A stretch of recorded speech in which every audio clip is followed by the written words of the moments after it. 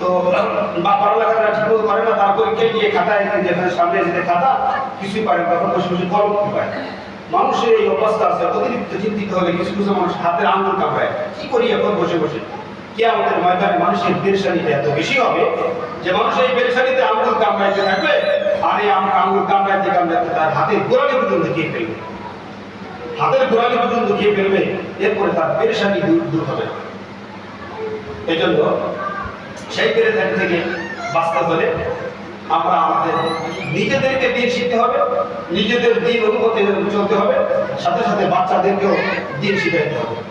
আর একটা ছোট কথা বলি, দেখেন আপনার একটা বাচ্চা আলেম হবে কি আমাদের মধ্যে আপনি অনেক সম্মান পাবেন, সেটা ঠিক আছে, কিন্তু আপনার অনেক কার্যক্রম আছে। দেখেন বাচ্চারা মাদ্রাসায় ভর্তি করে, ঠিক আছে, কিছুদিন পরে বাচ্চা লাইন পেতে যায়, পড়ালেখা শিখতে পারে না, বা অল্প কিছু শেখার পরেও করে নষ্ট হয়ে যায়। তো এখানে আপনাদের একটা, যেহেতু আপনারা গার্জেন আসবেন, সবসময় আপনাদের পাওয়া যায় না, একটা জিনিস বলি যে কেন এরকম হয়। দেখুন আপনার একটা সন্তান আলেম হবে, তো এর আগে আপনার একটা আলেমের মা হতে হবে। আপনার একটা সন্তান হাফেজ হবে, এর আগে আপনার একটা হাফেজের মা হতে হবে।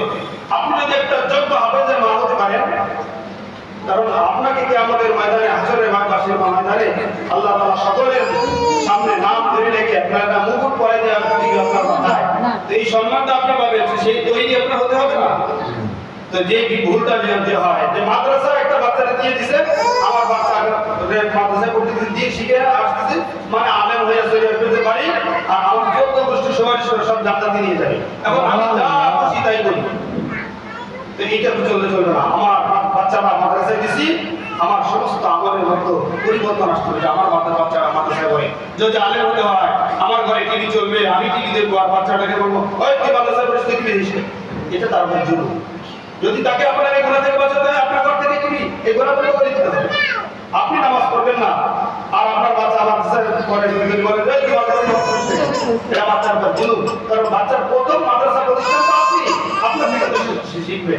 এই জন্য দেখেন আপনারা আপনাদের বাচ্চারা আলেম হবে, আখলাক আলাদা হবে, এটা আমাদের অবস্থাটা যথেষ্ট মেহনত করে। আমি এখানে এসে আমার বিভিন্ন প্রতিষ্ঠান দেখি, এই যে অল্প ছোট প্রতিষ্ঠান, এর মধ্যে আমাদের অল্পদের বাচ্চাদেরকে যা শিখেছে, মাশাআল্লাহ মাশাআল্লাহ, আপনারা উস্তাদের ঋণ কোনোদিন শোধ করতে পারবেন না।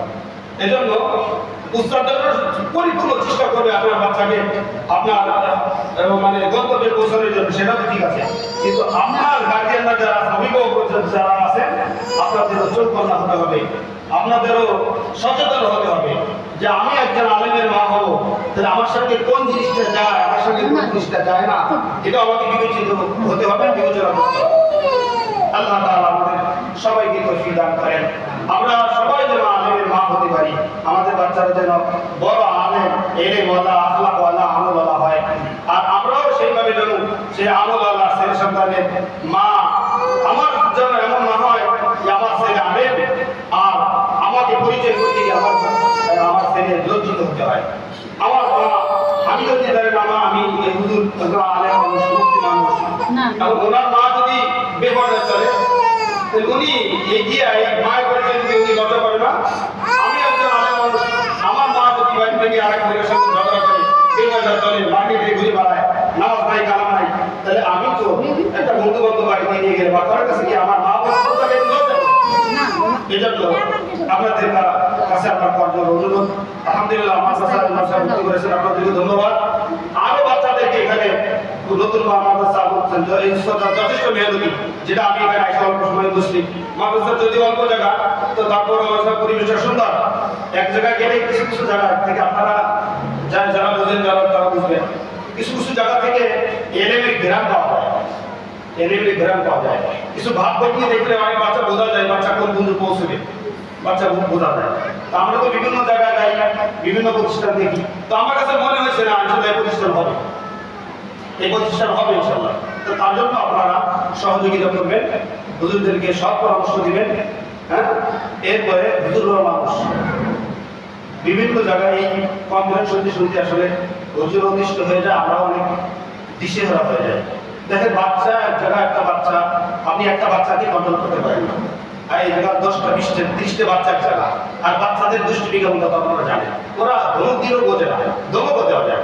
একটা মানুষ তো সে বাবা, তো দিন শেষে একটা শাসন তো এখন বোর্ডে থেকে বলে দেওয়া কোন বাচ্চাদেরকে লাঠি ব্যবহার করবেন না, অতিরিক্ত শাসন করতে যাবেন না। এরপরে মানুষ হিসেবে অনেক সময় রাগ আসে যায়, আপনি একটা বাচ্চা সহ্য করতে পারেন না, কারণ 35টা বাচ্চা কিভাবে সহ্য করে।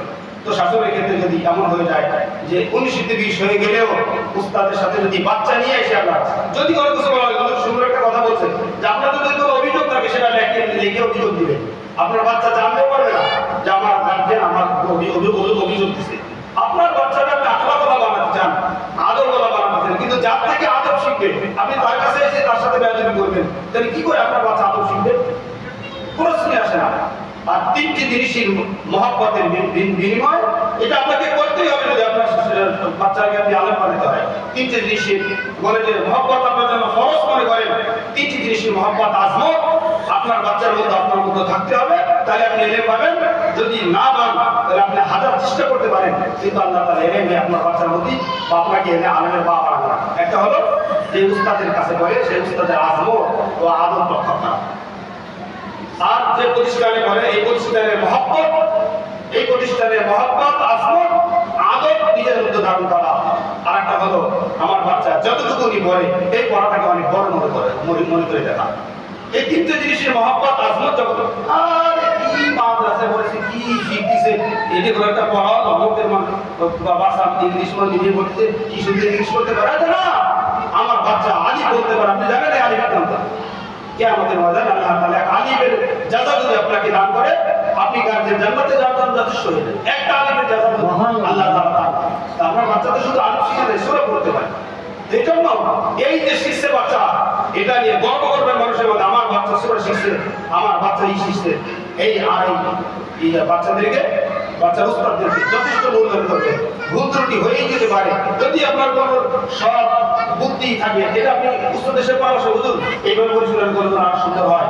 কিন্তু কোনো ছাত্রদেরকে নিয়ে এসে ছাত্রদের সামনে উস্তাদদেরকে এই করা জেরা করা, আপনি কেন আমার বাচ্চারা কেন বললেন, কেন বললেন বললাম না আপনার মাদ্রাসার অভাব নাই, আপনি এটা লিখে রাখতে পারেন। আপনি বিশ্বাস করেন আর না করেন আমার কথা মিলে দেখবেন, আপনি একটা গার্জিয়ানদের সাথে একটা উস্তাদের সাথে বেয়াদবি করে একটা বাচ্চা আপনি এখানে নিয়ে আর ঘরে ভর্তি করে দিবেন। এই উস্তাদ যে একটা ব্যথা পাইল, ওই ব্যথা যদি উস্তাদের অন্তরে থাকে সে ব্যথাটা দেখতে কালা হোক আর সুন্দর হোক এটা বড় কথা। উস্তাদ তো উস্তাদ, একটা অক্ষর শিখেছে তো সে তার সন্তান উস্তাদ, যে তাকে নিয়ে ব্যথা দিয়ে আপনি আরেক জায়গায় গার্জিয়ান বাচ্চাকে নিয়ে যাবেন, আপনার বাচ্চা কোনোদিন মানুষ হবে এটা আপনি রেখে দিতে পারেন, কোনোদিন মানুষ হবে না যতটুকু পর্যন্ত ওই এরে বলা যে উস্তাদ যতটুকু ভাবনা করে। আমি কথা অনেক লম্বা হয়ে সাথে লম্বা কথা বলার ইচ্ছা ছিল না, তা বিশেষ করি আমি একটা আলেমের ঘটনা আপনাদেরকে শুনাই। উস্তাদ কেমন জিনিস তাদের বুঝে আসবে যে একজন দারুল উলুম দেওবন্দ থেকে অনেক বড় আলেম হয়ে আসছে, মুমতাজ ছাত্র হয়ে আসছে। এই মুমতাজ ছাত্র হয়ে আসার পরে মাঝখান থেকে যখন বিদায় দিবে তখনকার সময় এক কারি সাহেবের সাথে এসে এই তো বিয়াদি হয়েছে, আসার সময় একটু বলে আসে না মৌলানা পাশ হয়ে আলেম হয়েছিল সংসদের কাছে বলে আসছে উস্তাদ কারি সাহেব ই করে না বলে নাই। তো এই যে কারি সাহেবের আসার সময় একটু বিদায় নিয়ে আসে নাই, মুসাফা করে আসে নাই, তো এই কারণে হুজুর দিনের মধ্যে কষ্ট হয়েছে। এই এতটুকু কষ্ট হয়েছে দেশে চলে আসছে, ঠিক আছে।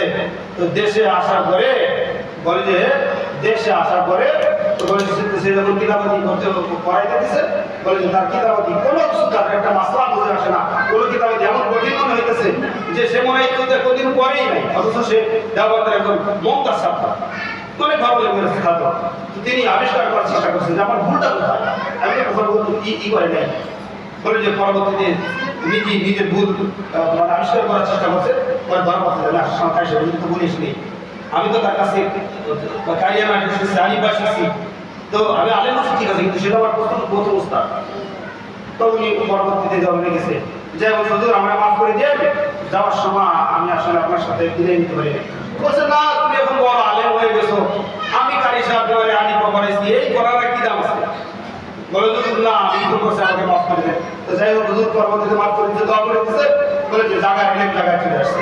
তো এই কথাটা তারা এটাই বুঝে দিতে চাইছি আপনার বাচ্চার একটা ভারত যে শিখেছে সে আপনার উস্তাদ, আপনি ওই বাচ্চা উস্তাদের মনে কষ্ট দিয়ে বাচ্চাকে ছিনে নিয়ে যাবেন। উস্তাদের মনে যদি ব্যথা থাকে আপনি কোনো লাইনে চাই সেই দুনিয়ার লাইনে হোক, আপনি চাই আখেরাতের লাইনে হোক, কোনো লাইনে ওই সন্তান লাগাতে পারবেন হবে না। এই জন্য আল্লাহ তাআলা আমাদের সকল কার্য যারা আছেন তাদেরকে এরকম এটা বোঝার তৌফিক দান করেন। হুজুররাও মানুষ, আমরা হুজুর মানুষ মনে করি, হুজুর মানুষকে, হুজুররাও মানুষকে। এজন্য মনে করবেন আমারও আগাছে হুজুর মানুষ, তারও গুসা আছে, সে যথেষ্ট চেষ্টা করে গুসাকে দমা রাখার জন্য, এরপর হুজুর হয়ে যেতে পারে। এজন্য এটা আপনারা সবসময় দৃষ্টিতে দেখবেন। আর যে তিন জিনিস মহব্বতের কথা বলছি, মানে আছে তো ইনশাআল্লাহ তিন জিনিস মহব্বত করবেন। আর হুজুর এখানে মুফতি আহমদুল্লাহ উনি যথেষ্ট চেষ্টা করতেছে আমার কাছে কাজ করার জন্য। আর আমার মনে হইতেছে মাদ্রাসা পরিবেশে ছোটখাটো জিনিসটা দিয়েছে, এখানে ইনশাআল্লাহ প্রতিষ্ঠান হবে। তার জন্য যেটা দরকার আপনাদের আন্তরিকতা লাগবে, সাহায্য লাগবে ইনশাআল্লাহ। সাহায্য হলে এখানে একদিন বিশাল একটা ইদারা এখানে প্রতিষ্ঠিত হবে ইনশাআল্লাহ। আর যদি আপনাদের এই ষোলো ছাত্র থাকেন, আপনাদের দ্বারা যদি এই প্রতিষ্ঠান না হয়, বড় প্রতিষ্ঠান হয়, তাহলে আপনারা কবরে চলে গেলে একটা জাসা, একটা প্রতিদান আপনারা কবরে সেই শুরু করবেন ইনশাআল্লাহ।